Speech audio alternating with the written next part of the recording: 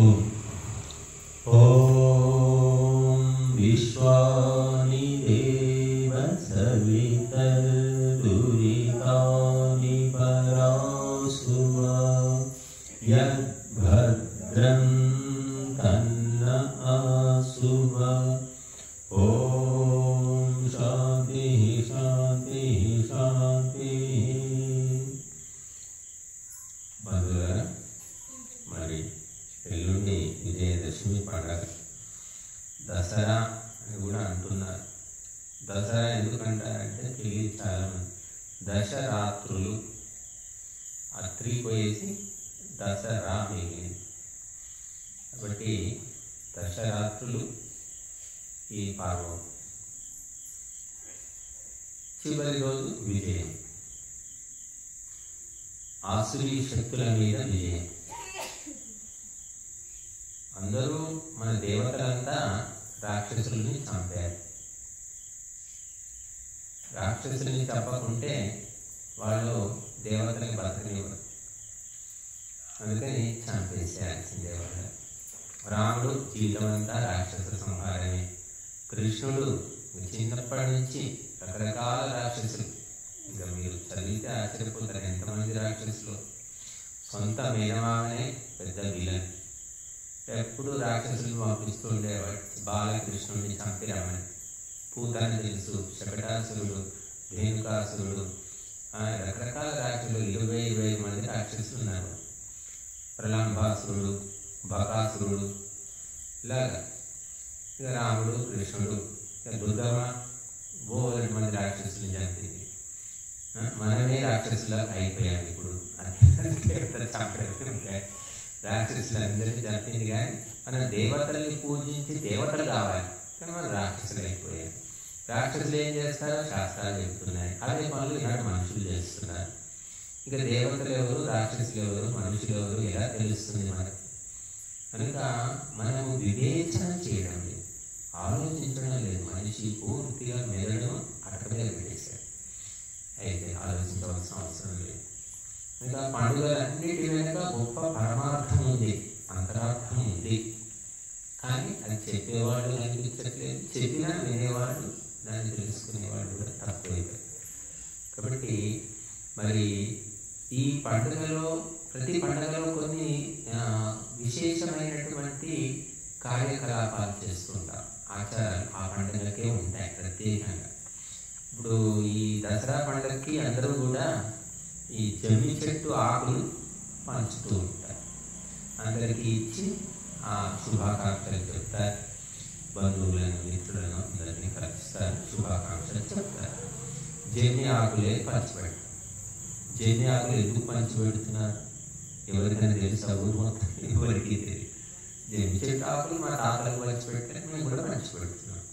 ఇంకేం చెప్తారంటే ఆ భారతంలో వల్ల పాండవులు అజ్ఞాతవాస సమయంలో ఆయుధాలన్నీ జమ్మి చెట్టు మీద పెట్టారు అని అదొకటి తెలుసు కొంతమంది, అందరికీ కాదు. మరి పాండవులు ఆయుధాలు జమ్మి చెట్టు మీద ఎందుకు పెట్టారు?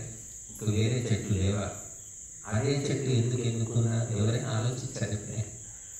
కాబట్టి మనము మన చరిత్ర, మన యొక్క ఆచారాల వెనుక లోతైన అర్థాలు తెలుసుకుంటే మన జీవితాలు మారుతాయి. అది తెలుసుకోకపోవడం వల్ల ఇక ప్రతి పండుగ ఏదో వండుకోవడం, తినడం అంతే. చెప్తున్నారు కదా, మేము అప్పాలు చేసుకోవాలి కదా, అప్పాలు చేసుకోవాలి. అప్పాలు చేసుకోవడం మంచిదే, అప్పాలు చేసుకోవద్దని ఎవరు చెప్పరు. దానితో పాటుగా ఈ పండుగ పరమార్థం ఏమిటి అనేది కూడా తెలుసుకోవాలి, విద్వాంసుల ద్వారా తెలుసుకోవాలి. ఈ జమ్మి చెట్టుకు వైదిక గ్రంథాలలో విశేషమైనటువంటి మహత్వం ఉంది. దేవతా వృక్షం అంటారు దాన్ని. ఈ మర్రి చెట్టు దేవతా వృక్షమే, రాగి చెట్టు దేవతా వృక్షమే, అలాగా మేడి చెట్టు దేవతా వృక్షమే, మోదుగు చెట్టు దేవతా వృక్షమే. దేవతా వృక్షాలు మన దేశాల్లో ఎక్కువగా ఉన్నాయి, యూరోప్ కంట్రీస్లో లేవు. అమెరికా లాంటి దేశాల్లో వేప చెట్టు లేదు, మర్రి చెట్టు లేదు, రాగి చెట్టు లేదు, జమ్మి చెట్టు లేదు, ఏ చెట్టు లేదు. మామిడి చెట్టు కూడా ఉందో లేదో నాకు తెలియదు, లేదు కదా. ఎందుకంటే అక్కడ వాతావరణం వేరు, అక్కడ ప్రకృతి వేరు, పూర్తిగా మనకు వారికి చాలా తేడా ఉంటుంది. చూడండి, మన బుద్ధికి విదేశీయుల బుద్ధికి చాలా తేడా ఉంటుంది. ఎందుకంటే అక్కడ ఉన్న నీళ్లు అన్ని దూషితం అన్నమాట, పవిత్రం కాదు. కానీ భారతదేశంలో నీళ్లు కానీ మట్టి కానీ ప్రతి ఒక్కటి పవిత్రం అని చెప్పారు. కనుక ఈ దేవతా వృక్షాల లోపల తలమానికమైనది జమ్మి చెట్టు. ఎందుకంటే ఇప్పుడు మనము అగ్నిహోత్రం చేయాలంటే మనకు దీపం వెలిగించి దాని ద్వారా అగ్నిహోత్రం చేస్తున్నాం. మరి పూర్వము అగ్నిహోత్రము పెద్ద పెద్ద యజ్ఞయాగాలు చేయాలంటే ఎలా చేసేవారు అంటే అగ్గిపెట్టెతో వెలిగించేవాడు కాదు. జమ్మి చెట్టు యొక్క కర్రలు అడ్డం ఒక కర్ర పెట్టి నిలువుగా ఒక కర్ర పెట్టి ఆ చల్ల చిలికినట్టు చిలికేవాడు. చిలికితే ఆ దూది పెట్టేవాడు. ఆ కర్రకు రంధ్రం ఉండేది, రంధ్రంలో దూది పెట్టి ఆ రంధ్రంలో పొడుగ్గా ఒక కర్ర జమ్మి కర్రను పెట్టి ఇలాగా మరి చల్ల చిలికినట్టు చిలికితే కొంత సమయానికి అందులో వచ్చి నిప్పు వస్తుంది. ఆ నిప్పు తీసుకొని అగ్నిహోత్రానికి వాడతారు.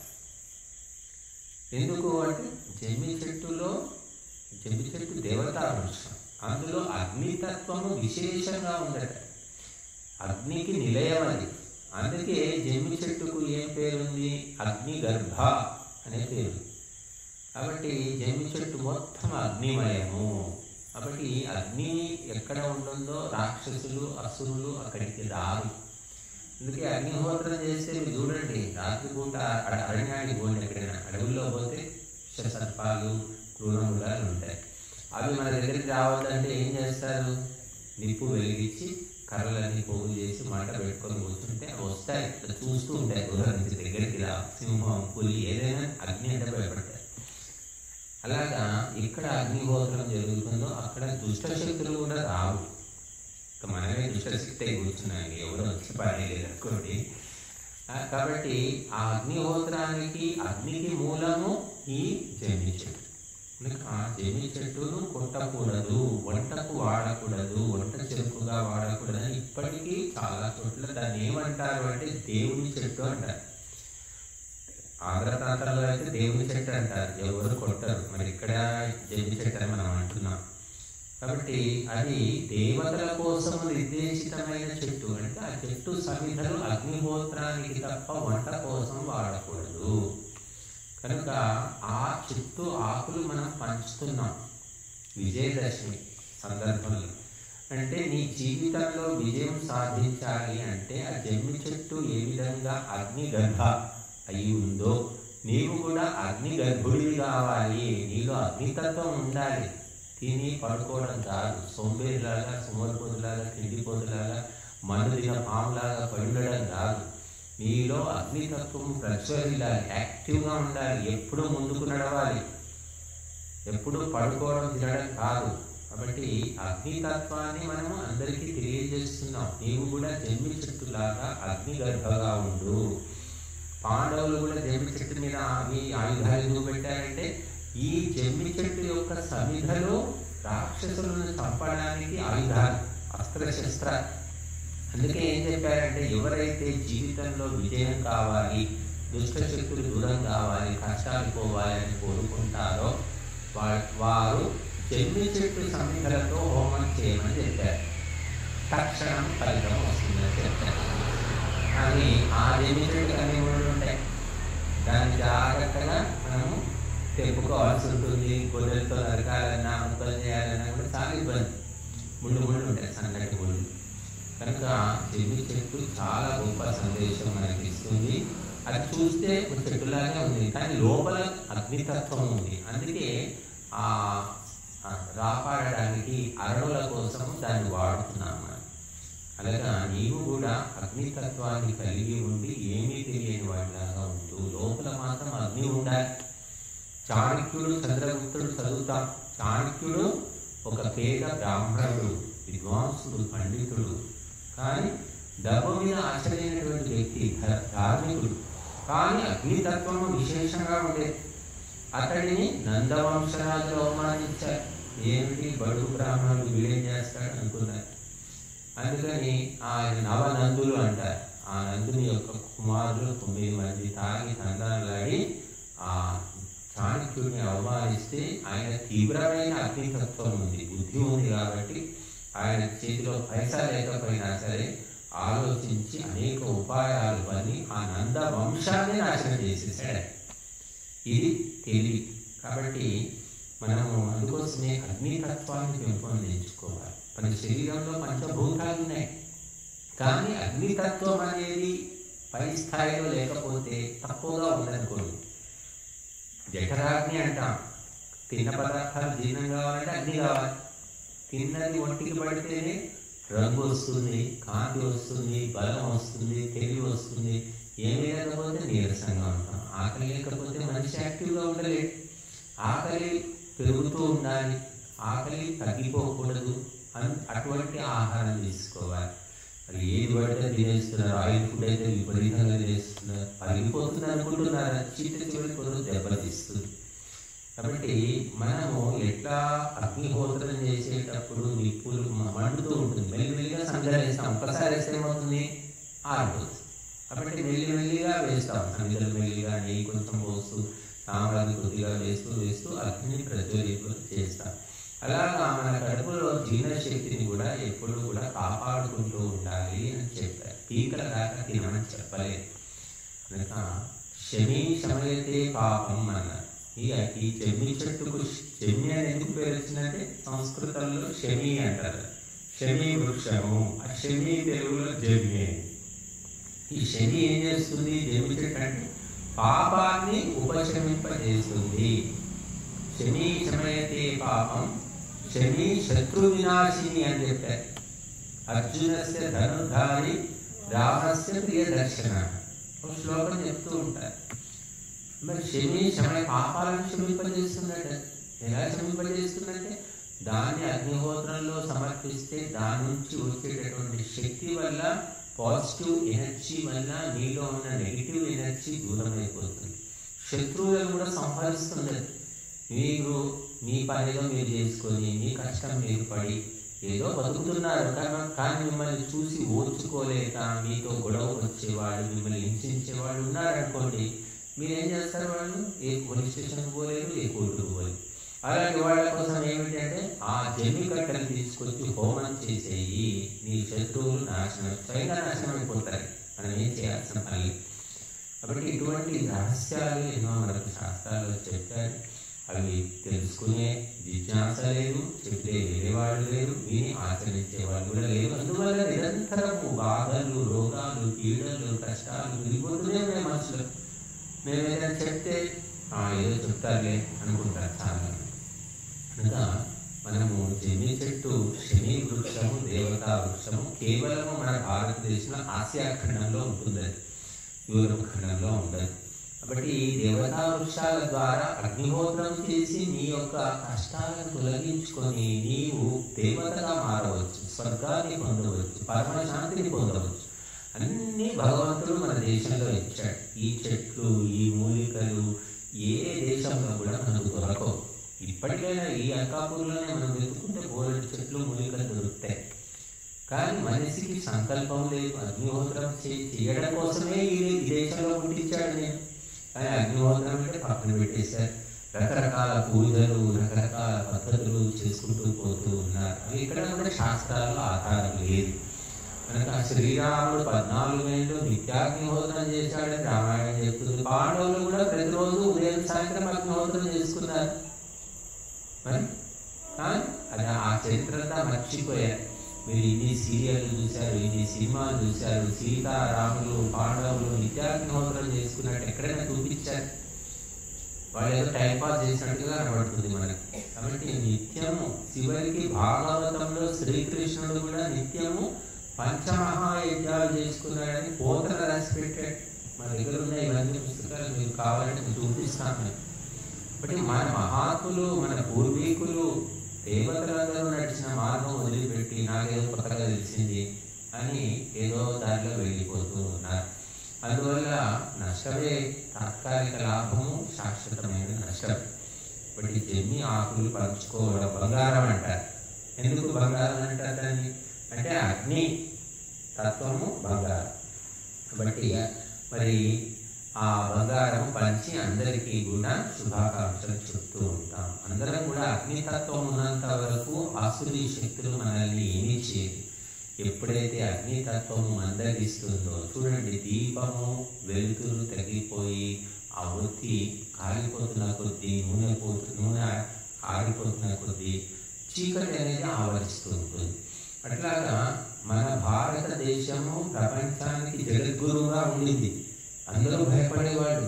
అటువంటిది భారతదేశంలో విద్య పోయింది, సంస్కారం పోయింది, అన్ని రకాలుగా మన శాస్త్రాలను చదవకపోవడం, చదివినా కూడా చెప్పేవాళ్ళు లేదు.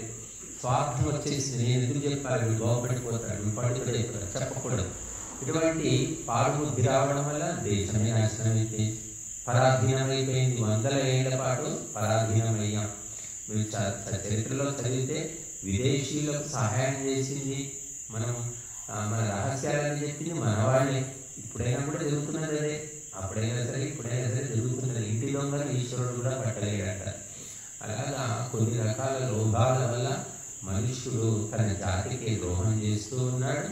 మనము విదేశీయులు, ఇంగ్లీష్ వాళ్ళు రాశారు ఈ దేశంలో ఏం జరిగింది, ఎలా వాళ్ళకి అధికారం దొరికింది అంటే, కుంభమేళ జరిగింది, మన జరిగింది అందరికీ తెలుసు. ఎన్నో 100 ఏళ్ళ నుంచి కుంభమేళ జరుగుతుంది. ఆంగ్లేయులు వచ్చినప్పుడు కూడా కుంభమేళ అవుతుంది. వేల లక్షల మంది జమైపోయారు. ఆశ్చర్యపోయారు, ఇన్ని లక్షల మంది మా దేశంలో ఎవరు రారు, ఇంతమంది వచ్చారు, వీళ్ళు ఏం చేస్తారు, వీళ్ళకి ఏమి గొడవ, జన సమ్మర్దం వల్ల ఏమైనా ఇబ్బందులు కలుగుతాయని అందరూ కూడా వచ్చి ఎవరిని వాళ్ళు చేసుకుంటున్నారు, వంటలు చేసుకుంటున్నారు, ధ్యానం చేసుకుంటున్నారు, సంధ్య చేసుకున్నారు, పిండోరకాలు వదులుతున్నారు, అంతా చూస్తున్నారు. వాళ్ళు చివరికి ఏం తెలుసుకున్నారంటే, ఎవరికి వారే యమునా తీరేగా ఉన్నారు వీళ్ళు.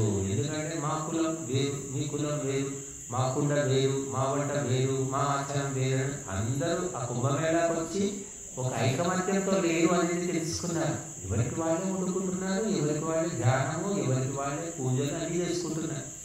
దాంతో వాళ్ళకి అర్థమైంది, ఇన్ని లక్షల మంది ఇక్కడ జమైనప్పటికీ వీళ్ళ మధ్య ఐకమత్యం లేదు, పరస్పర సంబంధం లేదు, వీళ్ళని జయించడం తేలిక అనుకున్నారు. ప్లాన్ వేశారు, చక్కగా దేశాన్ని జయించారు. ఇప్పటికైనా అంతే. ఈ చిన్న ఊళ్ళో, అంకాపూర్లో 30 కుల సంఘాలు ఉన్నాయి. ఎవరిని ఉద్ధరించడానికి, ఏం చేయడానికి నాకైతే అర్థం కాదు. ఆ కులంలో ఉన్న పేదవాళ్లను, గతి లేని వాళ్ళను పైకి తీసుకొస్తున్నారు, ఉద్ధరిస్తున్నారు అంటే ఏమీ లేదు. చాలా మంది అండి, మీ కులం పేదవాళ్ళు, మీ కులం సంఘం వాళ్ళు మిమ్మల్ని ఉద్ధరిస్తున్నారు, ఏమి అలాంటి ఏమి ఉండదండి, ఊరికి అలా కూర్చుంటాం, మీటింగ్లు పెట్టుకుంటాం అని చెప్తున్నారు. కాబట్టి కుల సంఘాలు పెట్టుకోమని ధర్మ గ్రంథాలు చెప్పట్లేదు. ధర్మ రక్షణ కోసము, ధర్మం అంటే తెలుసుకోవడం కోసం ఏ కుల సంఘానికి ఇష్టం లేదు. నేను వచ్చినప్పటి నుంచి మొత్తుకుంటున్నాను, ఈ కుల సంఘాలు మీటింగులు పెట్టుకుంటారు, మేము వస్తాము, ఈ కులాలు ఎక్కడి నుంచి వచ్చాయి, ఈ కులాలకి మూలం ఏంటి, ధర్మం అంటే ఏమిటి, ఇవన్నీ మంచి విషయాలు చెప్తామండి అంటే ఎవరు పిలవట్లేదు. ధర్మం అవసరం లేదు, కులమే ముఖ్యం. ఇది హిందూ యొక్క పరిస్థితి. కాబట్టి ఇటువంటి హిందువులు ఏమి సంఘటన సాధిస్తారు, ప్రపంచానికి ఏ మార్గదర్శనం చేస్తారు. చివరికి విదేశాలకు వెళ్ళి అక్కడ కూడా కుల సంఘాలు పెట్టుకున్నారు. అక్కడ కూడా కులము కంపు తీసుకెళ్ళి అక్కడ కూడా అంటించారు మనవాడు సామాన్యులుగా. ఎందుకంటే ఇక్కడ ఉంది అక్కడికి తీసుకెళ్ళి. అమెరికాలో తానా, ఆట అని 2 సంస్థలు ఉన్నాయి, తెలుగు సంస్థలు, చాలా పెద్దవి, లక్షల రూపాయలు, కోట్ల రూపాయలు ఉన్నాయి సంస్థలు. తానా ఎవరిది, ఆట ఎవరిది? తానా అనేది కామవాడిది, ఆట అనేది రెడ్డిస్ది. అక్కడ పోయిన తర్వాత మొదలు కలిసే ఉండేవాడు, తర్వాత నువ్వెక్కువ నేను తక్కువ ఇటువంటి భావనలు వచ్చాయి. ఎందుకు వచ్చాయంటే ఆధ్యాత్మికత లేదు, సరైన గురువు లేదు, సరైన మార్గదర్శనం లేదు. అందరికీ డబ్బులు ఉన్నాయి, ఉద్యోగాలు ఉన్నాయి, నేను ఎందుకు తల వంచాలి, నేను ఎందుకు తగ్గాలి, ఇటువంటి భావాలు ఏర్పడి 2 సంస్థలు ఏర్పడ్డాయి. ఎవరి వాడు ఏదో తెలుసుకుంటున్నారు. కాబట్టి కులము 2 కులాలు చెప్పారు మనకు, గోకులము, గురుకులం 2 మూతపడ్డాయి. ఆ కులాలు మాత్రం ఎవరు పట్టించుకునేవాడు లేదు. గోకులం అంటే గోశాలను పెంచాలి, గోవులను పోషించాలి. ఏ కులం వాడు చేస్తున్నారని ఎవరు చేయట్లేదు. గురుకులం పోయేవాడు లేడు, పిల్లల్ని పంపేవాడు లేరు, గురువులను పోషించేవాళ్ళు లేరు, గురువుల ఉపదేశాలు గ్రహించుకునేవారు లేదు. అసలైన ఈ 2 కులాలు మాత్రం మూత పెట్టేశారు. 10 కులాల సంఘాలని కూడా పెట్టుకొని నేను గొప్ప నువ్వు తక్కువ అనేటటువంటి ఒక భావనతోటి ఐకమత్యం లేకుండా ఈనాడు హిందువులంతా కూడా ఉన్నారు. కాబట్టి మనం ఎప్పటిదాకా ధర్మం అనేది తెలుసుకోమో, మన వేదాలు చెప్పినటువంటి సార్వజనీనమైన వైశ్వికమైన ధర్మము తెలుసుకోమో, అప్పటిదాకా ఐకమత్యం మనకు రాదు. మనకు రానప్పుడు మనం ఇతరులకు చెప్తే ఎవడు వినడు. విదేశీలో వింటాడు, మనం కలిసి ఉంటే కదా. కాబట్టి మహర్షి దయానందుడు అందుకోసమే మానవులందరూ కలిసిమెలిసి ఉండాలని చెప్పాడే. కేవలం భారతీయులని చెప్పలేదు. ప్రపంచమంతా ఒకటే, ఆర్య చక్రవర్తి సామ్రాజ్య స్థాపన జరగాలి, వేద శాసనమే అంతటా ఉండాలి అని ఉపదేశించాడు. అంత గొప్ప విజన్, దర్శనం ఇచ్చాడే. కానీ ఈ రాగద్వేషాలు, లోభమోహాల వల్ల ఎవ్వరు కూడా అంత గొప్ప దృష్టిని తెలుసుకోవడం లేదు. ప్రపంచాన్ని శాసించేటటువంటి గొప్ప జ్ఞానం మన దగ్గర ఇప్పటికీ కూడా ఉంది, కానీ అంది వచ్చేవాళ్ళు లేరు, సహాయపడేవాళ్ళు లేరు. ఏం చేస్తాం? బస్సు నడిపే తెలివి ఉంది డ్రైవర్కు, కానీ బస్సులో అందరు ఎక్కాలి కదా. ఎక్కితే నడిపితే లాభం, ఖాళీ బస్సు తీసుకొని పోతే ఏం లాభం? కాబట్టి చెప్పేవాళ్ళు గురువులు ఉన్నారు, కానీ వినేవాళ్ళు, గ్రహించేవాళ్ళు, సహకరించేవాళ్ళు లేకపోవడం వల్ల మరి ఈ హిందూ సంస్థలు, హిందూ సమాజాలన్నీ కూడా వెనకబడిపోయి ఉన్నాయి. రకరకాలైనటువంటి లోటుపాట్లతోటి అలమటిస్తూ ఉన్నారు. కాబట్టి పండుగలు వస్తున్నాయి, అందరూ వెళ్తున్నారు, తింటున్నారు, వస్తున్నారు, కానీ ఐకమత్యం ఉందా? నిజమైన ఐకమత్యం అందరి మధ్య ఉందా? హిందువులకు ఏదైనా సమస్య వస్తే హిందువులంతా వచ్చి ఉమ్మడిగా దానికోసం ఉద్యమిస్తారు? లేదు, ఎక్కడా కనిపించట్లేదు. ఎన్నోసార్లు చూసాం మనం. గుడులు కూడా కొట్టారు, విగ్రహాలు కూడా కొట్టారు. ఎవ్వరు కూడా దానికోసం రా. గుడిలో ప్రసాదం కోసం అందరూ వస్తారు, గుడికి హాని జరుగుతుందంటే ఎవరు రా. అంటే సరైనటువంటి ప్రేరణ లేదు. ఆ ప్రేరణ పొందడమే అగ్నితత్వాన్ని పెంపొందించుకోవడం. బట్ ఈ అగ్ని అనేది లేకపోతే బతికి ఉండి చచ్చినట్టే. మనిషికి ఆకలి లేదనుకోండి, బుద్ధి లేదనుకోండి, బుద్ధి కూడా అగ్నితత్వమే, ఆకలి అగ్నితత్వమే, వాక్ శక్తి కూడా అగ్నితత్వమే. అగ్నిర్వాగ్ భూత్వా ముఖం ప్రావిశే. అగ్నిదేవత వాక్కుగా మారి మన ముఖంలో ప్రవేశించిందట. మరి ఆ వాక్శక్తి లేకపోతే ఏం శాసిస్తావు, ఏం చెప్తావు నువ్వు? కాబట్టి వాక్కును పెంపొందించి ఆహారం తినట్లే, బుద్ధిని నశింపజేసే ఆహారం తింటున్నారు, ఆయువును హరించే ఆహారం తింటున్నారు. క్రమక్రమంగా చూడండి, 40 ఏళ్ళు వచ్చేసరికి అందరికీ రోగాలు, హాస్పిటల్ చుట్టూ తిరుగుతూ ఉంటారు. 40 ఏళ్ళకి ఒకప్పుడు 70 ఏళ్ళు 80 ఏళ్ళు వచ్చినా రోగాలు వచ్చేవి కాదు. ఇప్పుడు ఎందుకు వస్తున్నాయి ఎవరు ఆలోచించట్లే. డబ్బులు ఉన్నాయి, పెట్టుకుంటాం, చేసుకుంటాం అనుకుంటున్నారు. బట్టి ప్రపంచానికి మార్గదర్శనము మనం నిజంగా చేయగలుగుతామంటే మన మహర్షులు ఇచ్చిన జ్ఞానాన్ని అనుసరిస్తే చేయొచ్చు. కానీ అనుసరించడానికి, తెలుసుకోవడానికి ఇష్టం లేదు ఎవరికి కూడా. ఏదో నడుస్తుంది, ఎలాగో అలా కానిద్దాం అనుకుంటున్నారు. అందుకని మన ప్రపంచంలోకి వెళ్ళా వెనుకబడిపోయా. మన రూపాయికి ఏ దేశంలో కూడా విలువ లేదండి, గుర్తుపెట్టుకోండి. కేవలం మనం చెప్పుకున్నారు డాలర్కు విలువ ఉంది కానీ రూపాయికి లేదు. ఎందుకంటే మనకు లేదు కాబట్టి రూపాయికి కూడా విలువ లేదు. కనుక మన రూపాయికి ఎప్పుడు విలువ వస్తుంది అంటే మనమంతా కూడా కలిసికట్టుగా స్వదేశీ సంస్కృతిని, స్వదేశీ వస్తువులను వాడుకున్నప్పుడు, మన కళలను, మన యొక్క కుటీర పరిశ్రమలను ప్రోత్సహించినప్పుడు వస్తుంది. ఇప్పుడు ఈ దసరా పండుగ 9 రోజులు ఉత్సవాలు చేస్తున్నారు. మన నవరాత్రి ఉత్సవాలు చేశారు, లక్షల రూపాయలు చందా వసూలు చేస్తున్నారు. మరి హరికథలు చెప్పించవచ్చు, బుర్రకథలు చెప్పించవచ్చు, ఒగ్గు కథలు చెప్పించవచ్చు, భక్తి గీతాలు పాటించవచ్చు. మరి ఎన్నో రకాలైనటువంటి కూచిపూడి కానీ, భరతనాట్యం కానీ, ఆంధ్రనాట్యం కానీ, ఎన్నో రకాల నాట్యాలు ఉన్నాయి మన స్వదేశీ నాట్యం. వాటిని ప్రోత్సహించవచ్చు. అటువంటి ఏమీ లేదు. ఊరికే డీజేలు పెట్టుకోవడం, గంతులు వేయడం, అది అంతే తప్ప డెకరేషన్ చేయడం, విద్యుత్ దీపాలతో అలంకరించడం, మన కళలను, మన సంప్రదాయాన్ని ప్రోత్సహించేటటువంటి వాతావరణం మొత్తం దేశంలో ఎక్కడ కూడా లేదు. లక్షలు గుమ్మరించడం, మండపాలు కట్టడం, డిజైన్గా కట్టడం. నీ సంస్కృతిని ఎలా రక్షిస్తావు నువ్వు? నీ సంస్కృతికి మూలమైనటువంటి కళారూపాలన్నీ కూడా మూలపడిపోయి హరికథ కళాకారులు నాశనం అయిపోయారు. ఎందుకంటే ప్రోత్సాహం లేని హరికథలు ఎవరు చెప్తారు? హరికథ చెప్పే వాడి కొడుకు హరికథలు మానేశాడు, అక్కడితో అయిపోయింది. బుర్రకథలు చెప్పేవాళ్ళు కూడా మనకి ఎక్కడ కనిపించట్లేదు. ఎందుకంటే మనం ప్రోత్సహించడం లేదు. లక్షల రూపాయలు జమ అవుతున్నాయి హిందువుల పండుగలకు, అది ఏముంది అక్కడ? ఏమీ లేదు. తోలుబొమ్మలాట ఇప్పటికి కూడా ఉంది. తోలుబొమ్మలాట నా దగ్గర ఉంది, నంబర్, అడ్రస్. నేను ఏదో పేపర్లో చూసి వాళ్ళకి ఫోన్ చేశాను. ఎక్కడ? అనంతపురం ఎక్కడ ఉంటారట వాళ్ళు. తోలుబొమ్మలు ఆడించి రామాయణ భాగం అని చెప్తారట. 3 రోజులు 4 రోజులు. మరి మేము వస్తామండి, మీరు ఏదైనా పండుగలు అయితే పిలవండి. 50,000 లక్ష రూపాయలు వాళ్ళ వెహికల్ ఉంటుందట, వెహికల్లో వస్తారు వాళ్ళు, అవన్నీ సరగ్రామాలు తీసుకొని వాళ్ళని ప్రోత్సహించాలంటే 50,000 ఎంతో 60,000 ఇవ్వాలి. మనం ఉన్న డబ్బులన్నీ ఈ డెకరేషన్లకు, ఈ ఆడంబరాలకు, ఆర్భాటాలకు ఖర్చు పెట్టాక వాళ్ళకి ఏమి ఇస్తాము, ఎట్లా ప్రోత్సహిస్తాం? అందుకని హిందుత్వం అనేది ఒక పెద్ద మాయదారి రోగంలాగా అయిపోయింది. అసలైనటువంటి కార్యక్రమాలను సున్నాలు చేశారు. కేవలము గొప్పతనాన్ని, అహంకారాన్ని ప్రదర్శించుకోవడానికి చేస్తున్నారు తప్ప దానివల్ల మన ధర్మానికి ఒక పైసా కూడా లాభం లేదు. కాబట్టి ఇప్పటికైనా మేలుకొని మన కళారూపాలు ఎన్నో రకాలుగా మనుషులను జాగృతం చేస్తాయి. ఉపన్యాసాలు ఒక పద్ధతి.